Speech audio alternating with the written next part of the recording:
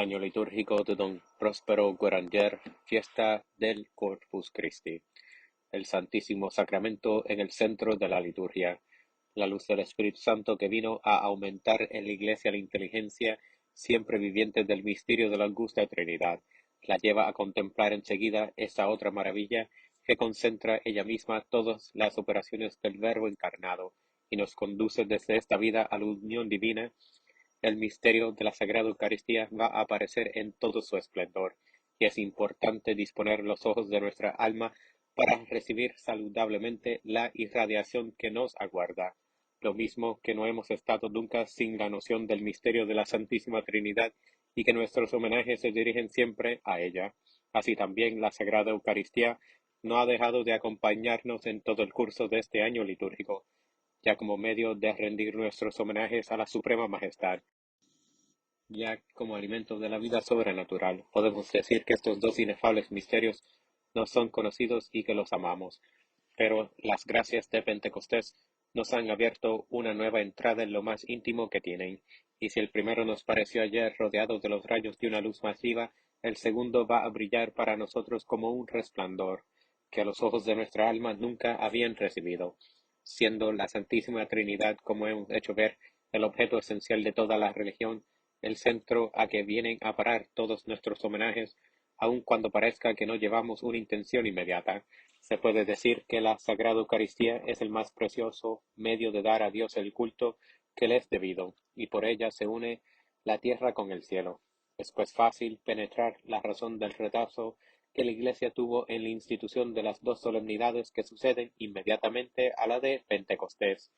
Todos los misterios que hemos celebrado hasta aquí estaban contenidos en el augusto sacramento, que es el memorial y como el resumen de las maravillas que el Señor hizo por nosotros.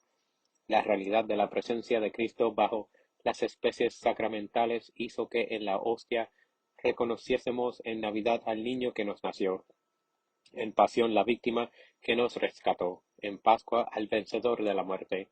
No podíamos celebrar todos estos misterios sin apelar en nuestro socorro al inmortal sacrificio, y no podía ser ofrecido sin renovarlos ni reproducirlos. La fiesta misma de la Santísima Virgen y de los santos nos mantienen en la contemplación del Divino Sacramento. María, a quien hemos honrado en sus solemnidades de la Inmaculada Concepción, de la Purificación, de la Anunciación, no formó con su propia sustancia este cuerpo y esta sangre que ofrecemos sobre el altar, la fuerza invencible de los apóstoles y de los mártires que hemos celebrado. No la sacaron del alimento sagrado que da el ardor y la constancia, los confesores y las vírgenes. No nos han parecido como la floración del campo de la iglesia que se cubre de espigas y de racimos de uva, gracias a la fecundidad que le da aquel que es la vez el pan y la vid, reuniendo todos nuestros medios para honrar a estos gloriosos habitantes de la corte celestial. Hemos hecho uso de la salmodia, de los himnos, de los cánticos, de las fórmulas más solemnes y tiernas, pero como homenaje a su gloria, nada igualaba a la ofrenda del sacrificio. Allí entrábamos en comunicación directa con ellos, según la energética expresión de la Iglesia en el canon de la misa. Adoran ellos eternamente a la Santísima Trinidad por Jesucristo y en Jesucristo. Por el sacrificio nos unimos a ellos en el mismo centro. Mezclábamos nuestros homenajes con los suyos, y para ellos resultaba un aumento de honra y de felicidad. La Sagrada Eucaristía, sacrificio y sacramento, siempre nos estaba presente, y sin estos días debemos recogernos para mejor comprender la grandeza y poder infinitos, si debemos esforzarnos por gozar con más plenitud la inefable suavidad. No es un descubrimiento que se nos muestra de súbito, se trata del elemento que el amor de Cristo nos dejó preparado y del cual usamos ya para entrar en relación directa con Dios y rendirle nuestros deberes más solemnes y a la vez más íntimos. Primera fiesta del Corpus. Sin embargo, el espíritu que gobierna la Iglesia debía inspirarla un día el pensamiento de establecer una solemnidad particular en honor del misterio augusto en que se contienen los demás, el elemento sagrado que da a todas las fiestas del año su razón de ser y las ilumina con su propio resplandor.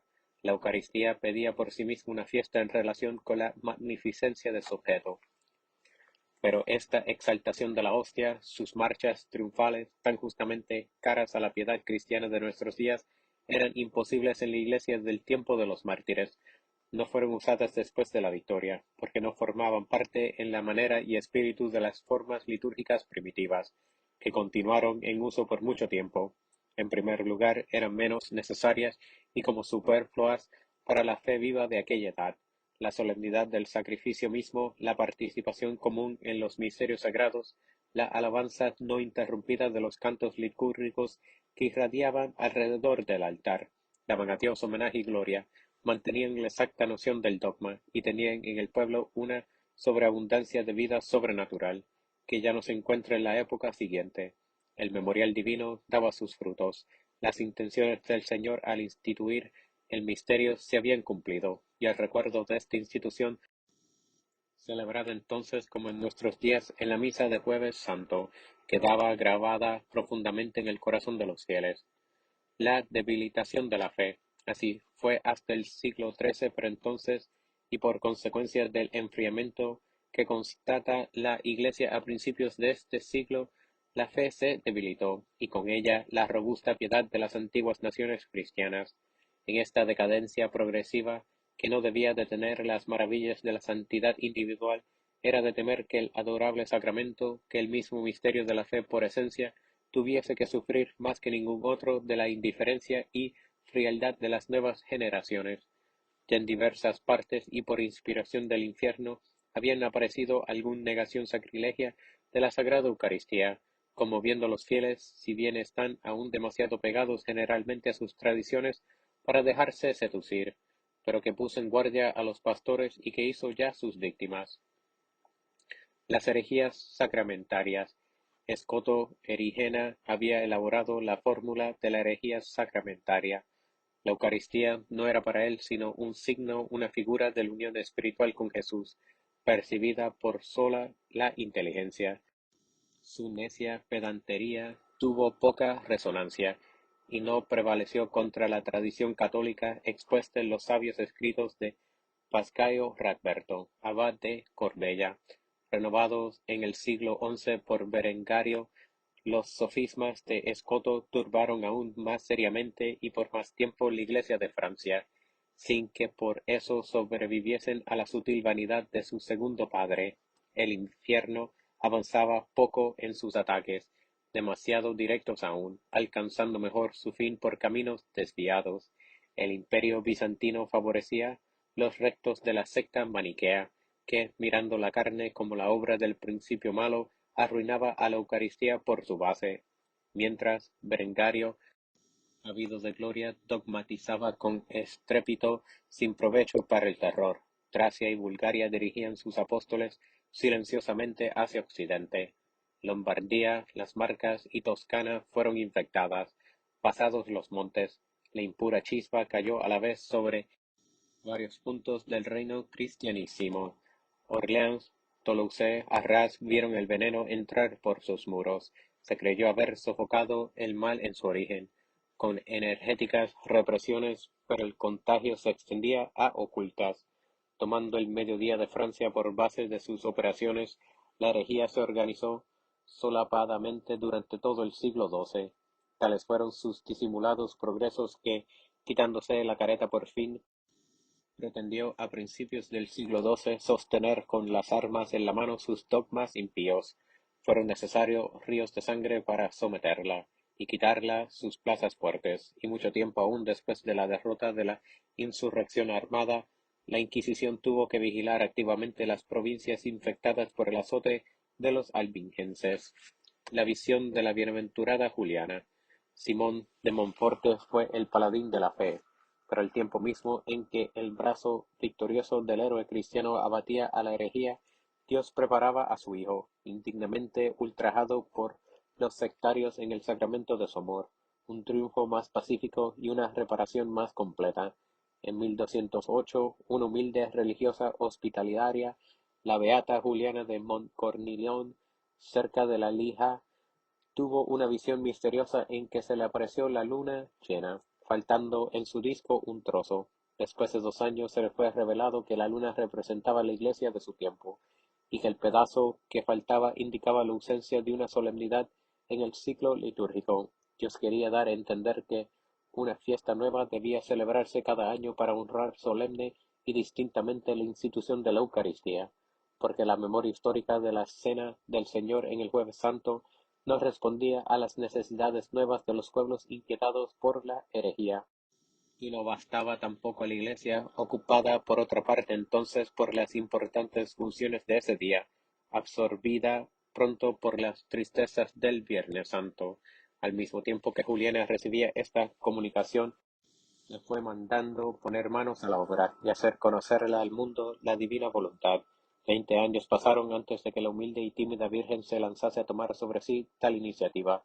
Se abrió por fin a un canónigo de San Martín de Lieja, llamado Juan de Lausana, a quien estimaba singularmente por su gran santidad, y le pidió tratase del objeto de su misión con los doctores.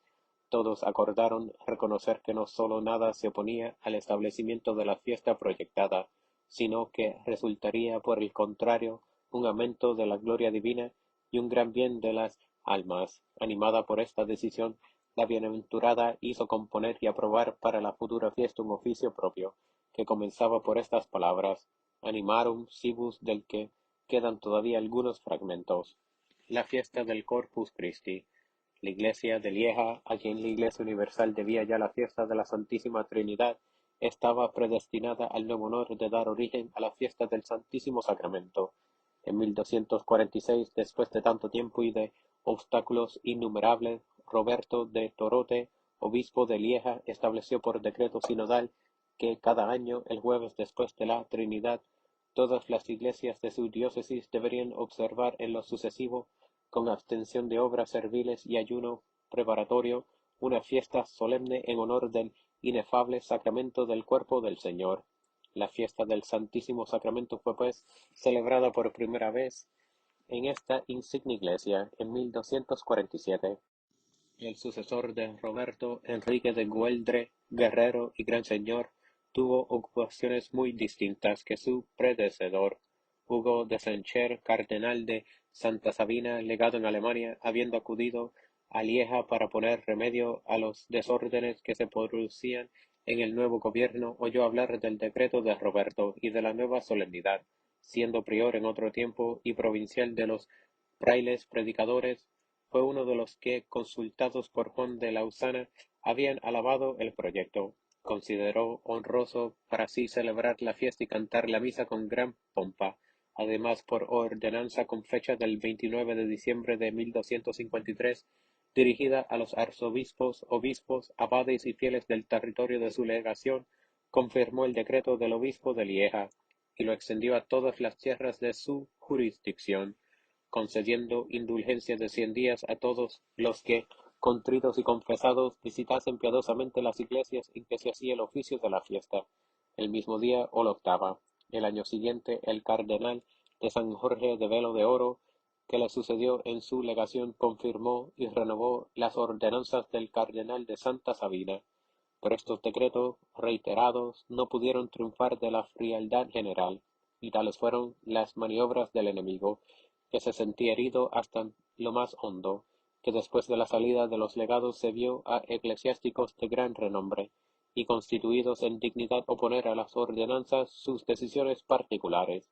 Cuando murió la bienaventurada Juliana, en 1258, la iglesia de San Martín fue la única en celebrar la fiesta, ella que había tenido la misión de establecerla en el mundo entero, pero dejaba, para continuar su obra, una piadosa reclusa por nombre Eva, que fue la confidente de sus pensamientos. La extensión de la fiesta a la Iglesia Universal, el 29 de agosto de 1261. Santiago Pataleón subió al trono pontificio con el nombre de Urbano IV. Había conocido a la bienaventurada Juliana cuando era arcediano de Lieja y había aprobado sus planes. Eva creyó ver en esta exaltación una señal de la providencia a instancias de la reclusa. Enrique de Güeldre escribió al nuevo papa para felicitarle y pedirle confirmase con su aprobación suprema la fiesta instituida por Roberto de Torote. Al mismo tiempo, diversos prodigios, y especialmente el del corporal de Bolsena, ensangrentado por una hostia milagrosa casi a los ojos de la corte pontificia, que residía entonces en Orvieto, vinieron como a urgir a Urbano de parte del cielo y a afianzar el buen celo que antes había manifestado por la honra del Santísimo Sacramento. Santo Tomás de Aquino fue encargado de componer según el rito romano el oficio que debía reemplazar en la Iglesia al de la bienaventurada Juliana, adaptado por ella al rito de la antigua liturgia francesa. La bula Transiturus dio enseguida a conocer al mundo las intenciones del pontífice Urbano IV, recordando las revelaciones de que había tenido conocimiento en otro tiempo, establecía en la Iglesia universal para la confusión de la herejía y exaltación de la fe ortodoxa, una solemnidad especial en honor del augusto memorial dejado por Cristo a su Iglesia. El día señalado para esta fiesta era la feria quinta o jueves después del octavo de Pentecostés. Parecía que la causa quedaría por fin terminada, pero los trastornos que asolaban entonces a Italia y al Imperio hicieron olvidar la bula de Urbano IV antes de que pudiera ser puesta en ejecución. Más de 40 años pasaron antes que de nuevo fuera promulgada y confirmada por Clemente V en el Concilio de Viena. Juan XXII, insertándola en el cuerpo del derecho en las Clementinas, la dio fuerza de ley definitiva, y tuvo así la gloria de dar la última mano hacia el año 1318 a esta gran obra cuya conclusión había exigido más de un siglo. El deseo del corazón humano. Contra esta fiesta y su divino objeto, los hombres han repetido las palabras ¿cómo puede hacerse esto? Y la razón parecía justificar sus dichos contra lo que llamaban las pretensiones insensatas del corazón del hombre. Todo ser tiene sed de felicidad, y con todo eso no aspira más que al bien de que es capaz, porque la condición del bien es no encontrarse más que en la plena satisfacción del deseo que le persigue. El hombre, como todo lo que vive alrededor suyo, tiene sed de dicha, y con todo eso, él solo en este mundo siente en sí aspiraciones que sobrepasan inmensamente los límites de su frágil naturaleza. Dios, al revelársele por sus obras de una manera correspondiente a su naturaleza creada, Dios causa primera y fin universal, perfección sin límites, belleza infinita, bondad suma, objeto bien digno de aquietar para siempre, colmándolos su inteligencia y su corazón. Dios así conocido, así gustado, no basta al hombre. Este ser de la nada quiere el infinito en su sustancia, suspira por la paz del Señor, por su vida íntima. La tierra a sus ojos es desierto sin salida, sin agua para apagar su sed. Como el ciervo exclama, busca el agua de las fuentes. Así mi alma aspira a ti, oh Dios. Mi alma tiene sed del Dios fuerte, del Dios vivo. Oh, ¿cuándo iré, cuándo apareceré ante la cara de Dios? Entusiasmo extraño, seguramente para la fría razón, aspiraciones al parecer verdaderamente insensatas. Esta vista de Dios, esta vida divina, este festín cuyo alimento será Dios mismo.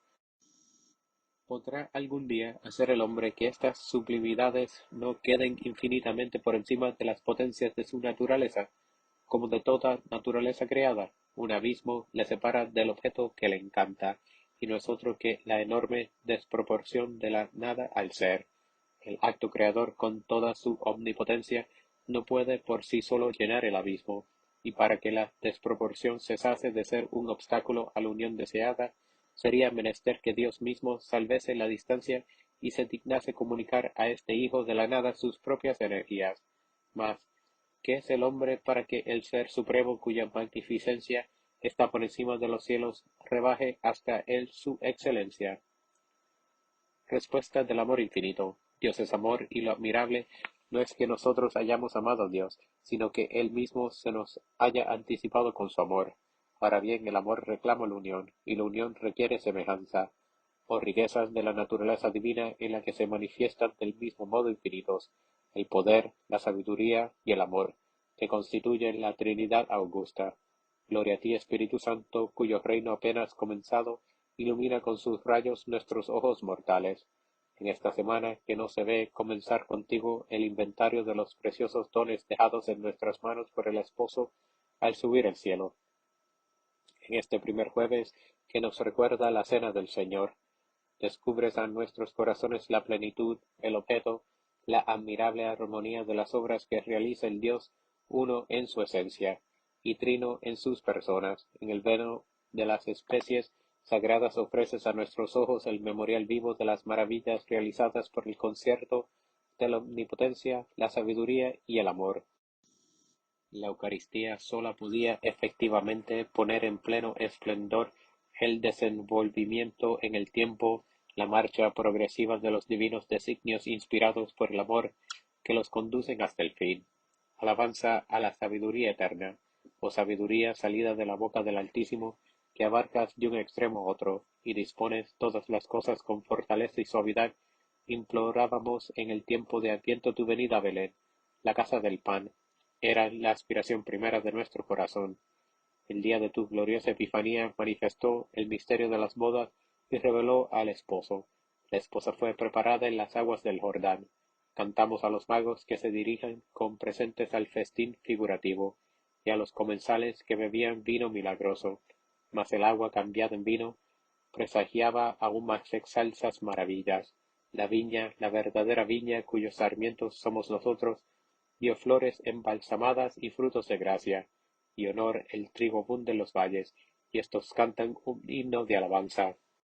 Sabiduría, noble soberana, cuyos atractivos divinos cautivan desde la infancia los corazones ávidos de la verdadera hermosura, ha llegado por fin el día del verdadero festín de las bodas. Como una madre llena de honor acudes a alimentarnos con el pan de vida, a embriagarnos con la bebida saludable. Es mejor tu fruto que el oro y la piedra preciosa, mejor tu sustancia que la plata más pura. Los que te comen volverán a tener hambre, los que te beben no pagarán su sed, porque tu conversación no tiene nada de amargo, tu compañía nada de astio, contigo están la alegría y el júbilo, las riquezas, la gloria y la virtud. En estos días que elevas tu trono en la asamblea de los santos, sondeando a placer los misterios del divino banquete, deseamos publicar tus maravillas, y en unión contigo cantar tus alabanzas ante los ejércitos del Altísimo. Dígnate abrir nuestra boca y llenarnos de tu espíritu divina sabiduría, a fin de que nuestra alabanza sea digna de su objeto, y abunde conforme a tu promesa en la boca de tus adoradores. Misa. El Señor viene a alimentar a sus elegidos con el trigo echado a la tierra y multiplicado por la inmolación mística sobre todos los altares. Viene en este día a triunfar entre los suyos, a escuchar nuestros gritos de júbilo al Dios de Jacob. Estos son los pensamientos que interpreta el solemne introito por el que la Iglesia empieza sus cantos. Está compuesto de trozos del Salmo 80, introito. Los alimentó con grosura de trigo, aleluya, y los sacó con miel de la roca, aleluya, aleluya, aleluya. Salmo, ensalzar a Dios, nuestro ayudador, cantad jubilosos al Dios de Jacob. Gloria al Padre. En la colecta la Iglesia recuerda la intención del Señor al instituir el sacramento del amor en la víspera de su muerte, como memorial de la pasión que pronto debía padecer. Pide que, penetrados así de su verdadero sentido en los honores rendidos al cuerpo y sangre divinos, obtengamos el fruto de su sacrificio. Colecta, oh Dios, que bajo este admirable sacramento nos dejaste el recuerdo de tu pasión. Suplicarnos te hagas que veneremos de tal modo los sagrados misterios de tu cuerpo y sangre, que sintamos siempre en nosotros el fruto de tu redención, tú que vives. Epístola. Lección de la epístola del apóstol San Pablo a los Corintios. Hermanos, pues yo recibí del Señor lo que os he enseñado a vosotros, que el Señor Jesús en la noche que iba a ser entregado tomó el pan y dando gracias lo partió y dijo, tomad y comed, este es mi cuerpo, que será entregado por vosotros. Haced esto en memoria mía. Tomó igualmente el cáliz después que cenó, diciendo, este cáliz es el Nuevo Testamento en mi sangre. Haced esto cuantas veces bebáis en memoria mía, porque cuantas veces comáis este pan y bebáis el cáliz, anunciaréis la muerte del Señor hasta que venga. Por tanto, quien comiere este pan o bebiere el cáliz del Señor, indignamente será reo del cuerpo y de la sangre del Señor. Pruébese, pues, el hombre a sí mismo, y coma así de este pan y de este cáliz, porque el que lo come o lo bebe indignamente come y bebe su propio juicio, no distinguiendo el cuerpo del Señor. Anuncio de la muerte del Señor. La Sagrada Eucaristía, como sacrificio y sacramento, es el centro mismo de la religión cristiana. Por eso el Señor quiso que el hecho de su institución descansase en los escritos inspirados sobre cuádruple testimonio. San Pablo, a quien acabamos de escuchar, en su voz a la de San Mateo, San Marcos y San Lucas, apoya su relato conforme en todo el de los evangelistas sobre la misma palabra del Salvador, que se dignó aparecérsele e instruirle en persona, después de su conversión. El apóstol insiste sobre el poder que el Señor dio a sus discípulos de renovar la acción que acababa de realizar, y en particular nos enseña que cada vez que el sacerdote consagra el cuerpo y sangre de Jesucristo, anuncia la muerte del Señor, manifestando por estas palabras la unidad del sacrificio sobre la cruz y sobre el altar. Por la inmolación del Redentor sobre la cruz, la carne de este Cordero de Dios llega a ser asimismo verdadera comida y su sangre verdadera bebida, como lo diría pronto el Evangelio. No lo olvide el cristiano ni en este día de triunfo. Lo hemos visto hace un instante, la Iglesia en la colecta no desea sino inculcar profundamente en el alma de sus hijos la última y tierna recomendación del Señor. Cada vez que bebáis de este cáliz de la nueva alianza, hacedlo en memoria mía. La elección que hace para la epístola de este trozo del gran apóstol debe servir al cristiano para comprender mejor que la carne divina que alimenta su alma fue preparada en el Calvario, y que si el Cordero está hoy vivo e inmortal por una muerte dolorosa fue por la que llegó a ser nuestro alimento. El pecador, reconciliado, debe recibir con confusión el sagrado cuerpo, del que debe reprocharse amargamente el haber agotado toda la sangre por sus pecados. El justo participará de él con humildad, acordándose de que también él tuvo su parte en los dolores del Cordero inocente, y que si hoy siente en sí la vida de la gracia, no lo debe sino a la sangre de la víctima, cuya carne le va a ser dada en alimento. Pureza requerida. Temamos ante todo la audacia sacrilega reprendida por el apóstol, del que no teme infligir por un monstruoso desorden una nueva muerte al autor de la vida, en el banquete mismo de quien dio su sangre para rescatarle. Pruébese el hombre a sí mismo, dice San Pablo, y sólo entonces coma de este pan y beba de este cáliz. Esta prueba es la confesión sacramental para todo hombre que tiene conciencia de un pecado grave no acusado todavía, por grande que sea su arrepentimiento, y aunque esté ya reconciliado con Dios por un acto de contrición perfecta, el precepto del apóstol, interpretado por la costumbre de la Iglesia y sus definiciones conciliares, le prohíbe el acceso a la sagrada mesa hasta que confiese su falta en el sacramento de la penitencia. El gradual y el verso de la Aleluya presentan un ejemplo de paralelismo entre los dos testamentos. El salmista exalta en él la bondad infinita del Señor, del que todo ser viviente espera su alimento, y el Salvador se presenta aquí a nosotros en San Juan como verdadero alimento. Gradual. Los ojos de todos están fijos en ti, Señor, y tú les das el sustento en tiempo oportuno. Abres tu mano y llenan de bendición a todo viviente. Aleluya, aleluya. Mi carne es verdaderamente comida, y mi sangre es verdaderamente bebida. El que come mi carne y bebe mi sangre permanece en mí y yo en él. Aleluya. A continuación viene la secuencia, obra del doctor Angélico, donde la Iglesia, verdadera Sion, manifiesta su entusiasmo, desahoga su amor al pan vivo y vivificador, en términos de una precisión escolástica que parecería habría de resistirse a toda forma poética. El misterio eucarístico se desenvuelve en ella con la plenitud concisa y la sencilla y grandiosa majestad, cuyo maravilloso secreto tuvo Santo Tomás. Esta exposición substancial del objeto de la fiesta, sostenida por un canto en armonía con el pensamiento, justifica completamente el entusiasmo excitado en el alma por la sucesión de estas estrofas magistrales. Secuencia: alaba Sión al Salvador, alaba al caudillo y al pastor, con himnos y cánticos, cuanto puedas, tanto osa, porque es mayor que toda loa, y basta para alabarle. Tema especial de la loa que se propone en este día.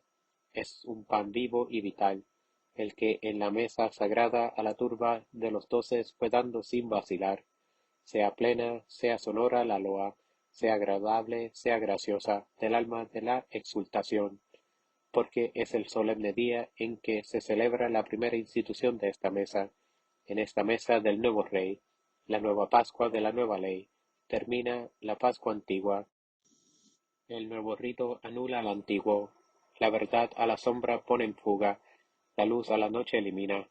Lo que en la cena hizo Cristo, mandó también que se hiciera en memoria y recuerdo suyo. Los iniciados en los sagrados ritos, consagrados el pan y el vino, en hostia de salvación. Es enseñanza dada a los cristianos, que el pan se convierte en carne y el vino en sangre se torna. Lo que no entiendes ni ves, lo afirma la animosa fe sobre el orden natural de las cosas, bajo distintas especies que son signos y no cosas, ya sean realidades excelsas. La carne es comida, la sangre bebida, pero Cristo permanece todo debajo de cada especie, no es cortado por el que lo toma, ni quebrado, ni partido, es recibido íntegramente, lo toma uno, lo toman mil.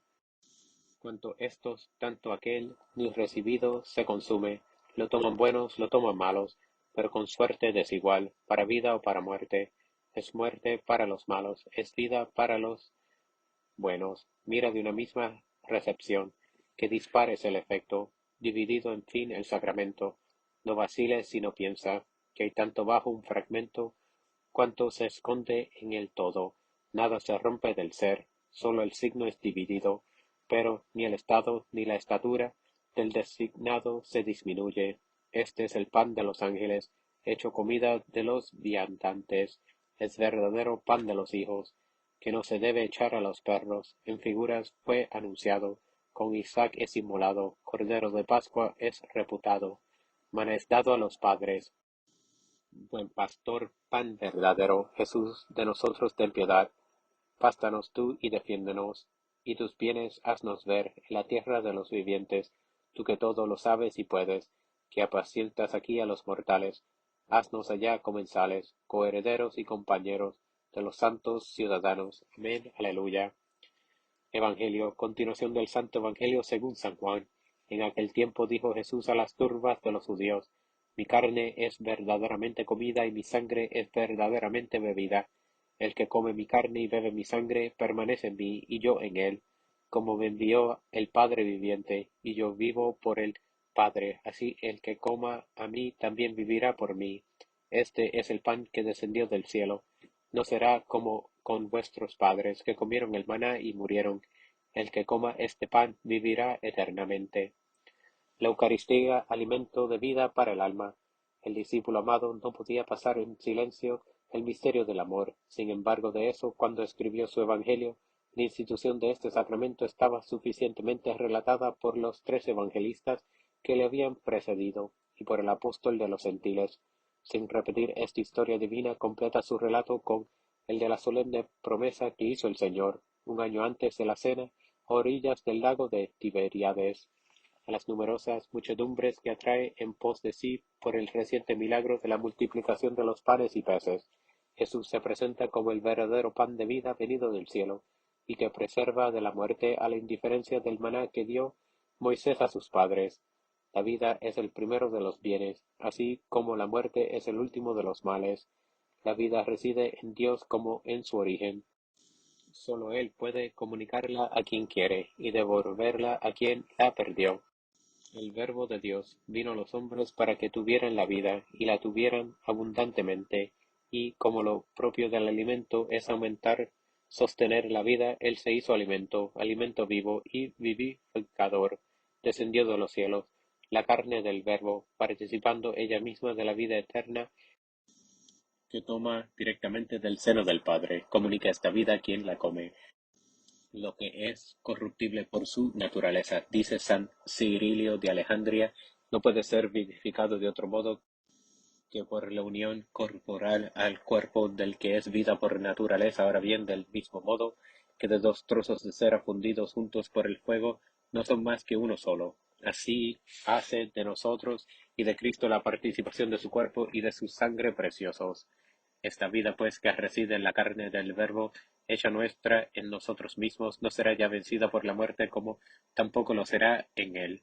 Sacudirá el día señalado las ligaduras del antiguo enemigo y triunfará de la corrupción en nuestros cuerpos inmortales. Y para el cuerpo. Era pues necesario que no sólo el alma fuese renovada por el contacto con el Verbo, sino que este mismo cuerpo terrestre y vil participase en su medida de la virtud vivificadora del Espíritu, según la expresión del Señor. Los que han bebido veneno por acechanzas de sus enemigos, dice admirablemente San Gregorio de Nisa, extinguen en ellos el virus por un remedio opuesto, mas como sucede con el brebaje mortal, es necesario que la bebida saludable sea introducida hasta sus entrañas, a fin de que extendida por todo el organismo su virtud curativa. Los que hemos gustado del fruto deletérea tenemos necesidad de un remedio saludable que nuevamente reúna y armonice los elementos disgregados y confundidos de nuestra naturaleza y el penetrando lo interior de nuestra sustancia, neutralice y haga salir el veneno por una fuerza contraria. ¿Cuál será ese contraveneno? Ningún otro que este cuerpo que se mostró más poderoso que la muerte y asentó para nosotros el principio de la vida. Así como un poco de levadura, dice el apóstol, asimila toda masa, así este cuerpo, entrando en el nuestro, se transforma en el suyo. Mas nadie puede penetrar así en nuestra sustancia corporal, sino mediante la comida y bebida, y por este modo, conforme a su naturaleza, llega a nuestro cuerpo la virtud vivificadora. El ofertorio está tomado por un pasaje del Levítico, donde el Señor recomienda la santidad a los sacerdotes de la antigua alianza, por razón de la ofrenda de incienso simbólico y panes de proposición que hacían a Dios, en tanto cuanto el sacerdocio del Nuevo Testamento sobrepasa el misterio de la ley de las figuras, en eso deben sobrepasar en santidad a las almas de Aarón, las que presentan a Dios Padre el verdadero pan de los cielos como incienso de perfecto olor, ofertorio. Los sacerdotes del Señor ofrecerán a Dios incienso y panes, y por tanto serán santos ante su Dios, y no mancharán su nombre. Aleluya. El sacerdote pide para la Iglesia en la secreta la unidad y la paz, que son la gracia especial del divino sacramento, como lo enseñan los padres, conforme a la composición de los dones sagrados, formados de numerosos granos de trigo o de la vid, reunidos bajo la muela o la prensa. A continuación viene el prefacio que es hoy y durante la octava el mismo de la Navidad del Señor. Nos recuerda la íntima conexión de los dos misterios de Navidad y del Santísimo Sacramento. En Belén, casa de pan, Jesús, verdadero pan de vida, descendió de los cielos por el seno de la Virgen Madre. Secreta, suplicarnos, Señor, concedas propicio a tu Iglesia los dones de la unidad y de la paz, místicamente representados en estos presentes ofrecidos por nuestro Señor. Prefacio. Es verdaderamente digno y justo, equitativo y saludable que, siempre y en todas partes, te damos gracias a ti, Señor Santo, Padre omnipotente, eterno Dios, porque por el misterio del Verbo encarnado ha brillado ante los ojos de nuestra alma una nueva luz de tu claridad, para que, mientras conocemos visiblemente a Dios por él, nos elevamos al amor de las cosas invisibles, y por eso con los ángeles y los arcángeles, con los tronos y las dominaciones, y con toda la milicia del ejército celeste, cantamos el himno de tu gloria diciendo sin cesar, Santo, Santo, Santo. La Iglesia, fiel al mandato de Cristo notificado por el apóstol en la epístola de la fiesta, recuerda a sus hijos en la antífona de la comunión que, recibiendo el cuerpo del Señor, anuncian su muerte y deben guardarse en santo temor de acercarse indignamente a los misterios de salvación. Comunión. Cuantas veces comáis este pan y bebáis el cáliz, anunciaréis la muerte del Señor, hasta que venga. Por tanto, quien comiere el pan o bebiere el cáliz del Señor indignamente, será reo del cuerpo y de la sangre del Señor. Aleluya. La Iglesia concluye los misterios pidiendo para siempre la unión sin velos al Verbo divino, esa unión perfecta de la que la participación transitoria y oculta en la real sustancia del cuerpo y de la sangre preciosa es aquí prenda y figura. Postcomunión. Suplicarnos de Señor, hagas que nos llenemos de la sempiterna fruición de tu divinidad, que nos augura esta temporal recepción de tu precioso cuerpo y sangre, tú que vives. La procesión. ¿Quién es esta que viene embalsamando el desierto del mundo con una nube de incienso, de mirra y de toda suerte de perfumes? La iglesia rodea la litera de oro en que aparece el esposo en su gloria. Junto a él están ordenados los fuertes de Israel, sacerdotes y levitas del Señor poderoso ante Dios. Hijas de Sión, salid a su encuentro, contemplad al verdadero Salomón en el esplendor de la diadema que le puso su madre en el día de sus bodas y de la alegría de su corazón. Esta diadema es la carne que recibió el Verbo de la Purísima Virgen cuando tomó a la humanidad por esposa. Por este cuerpo perfectísimo y por esta carne sagrada se perpetúa todos los días en el altar el inefable misterio de las bodas del hombre y la sabiduría eterna para el verdadero Salomón, pues cada día es también el día de la alegría del corazón y de goces nupciales. Qué más natural que una vez al año la Iglesia dé libre curso a sus transportes hacia el esposo oculto bajo los velos del sacramento. Por esta razón el sacerdote consagra hoy dos hostias y después de consumir una, coloca la otra en la custodia que respetuosamente, llevada en sus manos, atravesará bajo el palio al canto de himnos, las filas de la muchedumbre prosternada. Resumen histórico. Este solemne homenaje hacia la Eucaristía, como hemos dicho más arriba, es de origen más reciente que la fiesta del Corpus. Urbano IV no habla aún en su bula de institución en 1264. Por el contrario, Martín V y Eugenio IV, en sus constituciones citadas anteriormente, prueban que estaba en uso en su tiempo, pues conceden indulgencias a los que la siguen. En Milanes, Donato Bossius refiere en su crónica que el 29 de mayo de 1404 se llevó solemnemente por vez primera el cuerpo de Cristo por las calles de Pavia, como se ha usado después. Algunos autores concluyeron que la procesión del Corpus no remonta más allá de esta fecha, y debía su primer origen a la iglesia de Pavia. Pero esta conclusión va más allá del texto sobre el que se apoya, que acaso no expresa más que un hecho de la crónica local. En efecto, encontramos mencionada la procesión en un título manuscrito de la iglesia de Chartres en 1330, en una acta del capítulo de Tournai 1325, en el Concilio de París 1323 y en 1320 en el de Sens. Fueron concedidas indulgencias por estos dos concilios a la abstinencia y ayuno de la vigilia del Corpus, y se añade en cuanto a la procesión solemne que se hace el jueves de la fiesta llevando el Santísimo Sacramento, parece que es por una inspiración divina por la que se ha instruido en nuestros días. No establecemos nada al presente dejándolo todo a la devoción del clero y del pueblo.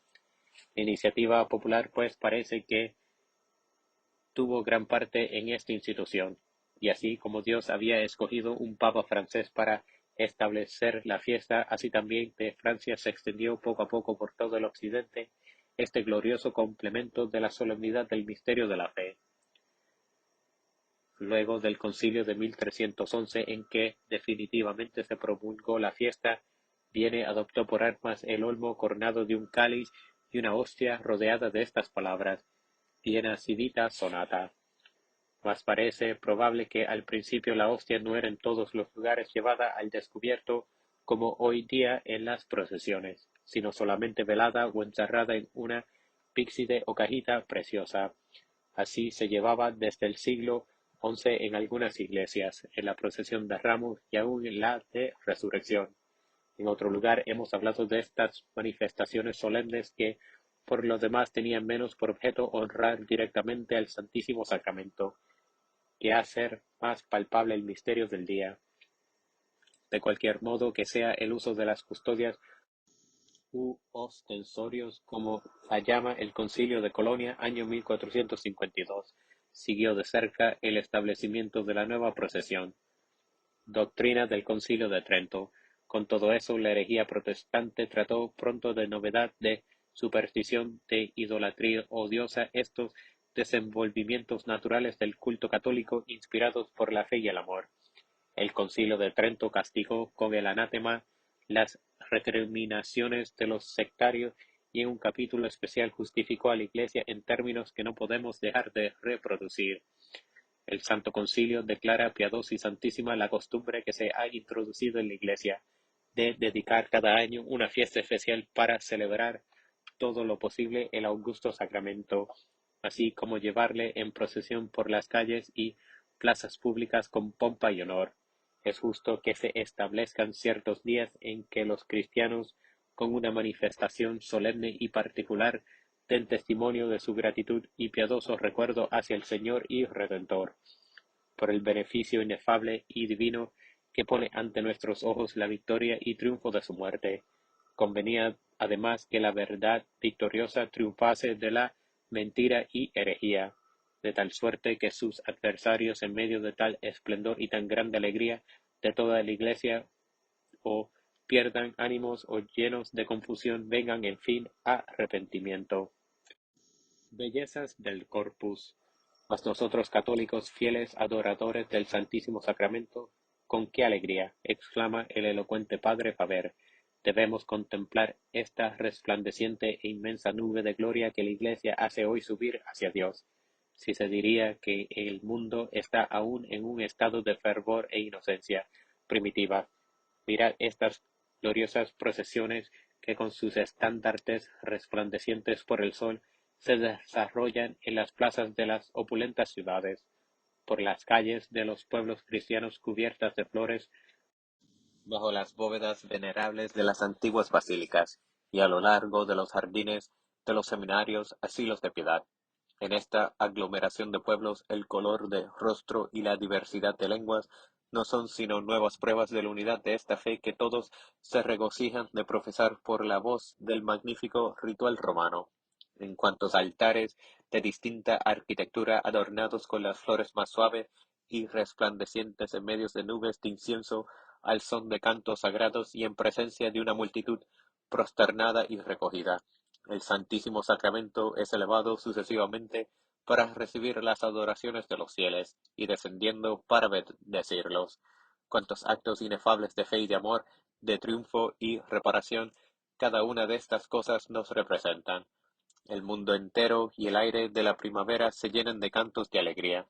Los jardines se despojan de las bellas flores que manos piadosas arrojan al paso de Dios, oculto en el Santísimo Sacramento.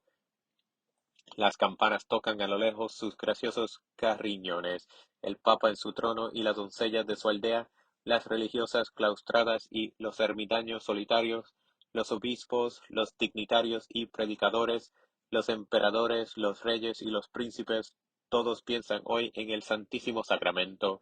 Las ciudades se ven iluminadas, las moradas de los hombres se animan con transportes de alegría.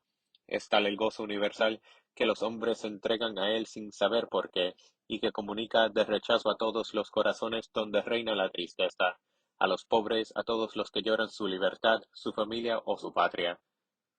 Todos estos millones de almas que pertenecen al pueblo regio y al linaje espiritual de San Pedro están hoy más o menos preocupados con la idea del Santísimo Sacramento, de suerte que la iglesia militante entera salta de un gozo y de una emoción semejante al oleaje del mar agitado. El pecado parece olvidado, las lágrimas mismas parecen arrancadas más bien por la abundancia de felicidad que por la penitencia. Es una embriaguez semejante a la que transporta al alma a su entrada en el cielo, o bien se diría que la tierra se convierte en cielo, como podría suceder por efecto de la alegría de que la inunda el Santísimo Sacramento. Durante la procesión se cantan los himnos del oficio del día, el Laudum Sion, el Te Deum y según la duración del trayecto, el Benedictus, el Magnificat u otras piezas litúrgicas que tienen alguna relación con la fiesta, como los himnos de la Ascensión indicados en el ritual. De vuelta a la iglesia la función se acaba como las exposiciones ordinarias con el canto del Tantum Ergum, del verso y la oración del Santísimo Sacramento.